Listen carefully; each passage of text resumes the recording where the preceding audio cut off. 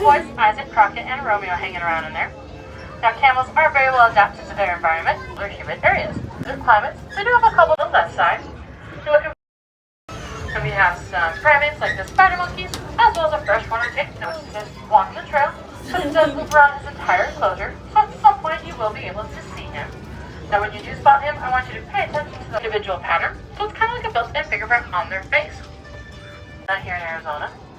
And even though I say they look like pigs, they're actually not closely related to pigs. They're more closely related to rhino islands. They're more concerned in learning about the animals rather than naming the islands, which I agree, I'm all about the animals. So the buildings across the way on the left side is where we have our Harmony Farm, where you can hang out with a couple. And we have Indu, who's a very smart and sassy little lady. She's also very strong. That trunk of hers has more muscles in it. He's so cute. He's brand new to us, and I've only ever seen him maybe twice, so it's a very rare sight to see him. So of course, we are just going as well to take you to our children's trail.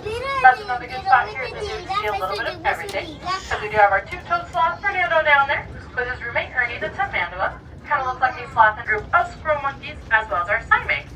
We have 3 Simei down there, Mom, Dad, and baby boy Bodie.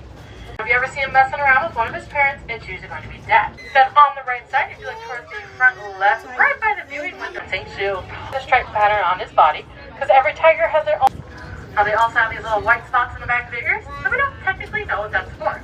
We do have a couple of educated guesses though, one of which being that it looks like a false set of eyes. Grass is very tall, it's hard for cubs to see over. So instead what they do is look around for the white on the back of Mom's ears to see where she may be hiding. Down on the right side here, we have 3 primate islands. Today, where it sounds like they're arguing, I promise you they weren't. That's just their territorial call.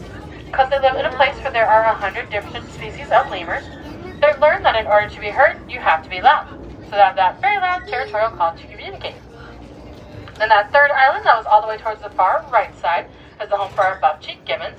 We have 2, our boy Enoch and our girl China. Kind of sounds like a bird and a car alarm mixed into one.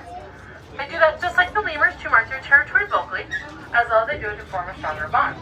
Because even though they are brother and sister, like every good sibling parent, they're going to get into tiffs every now and then. Now they also have very long arms that help them to swing through the trees.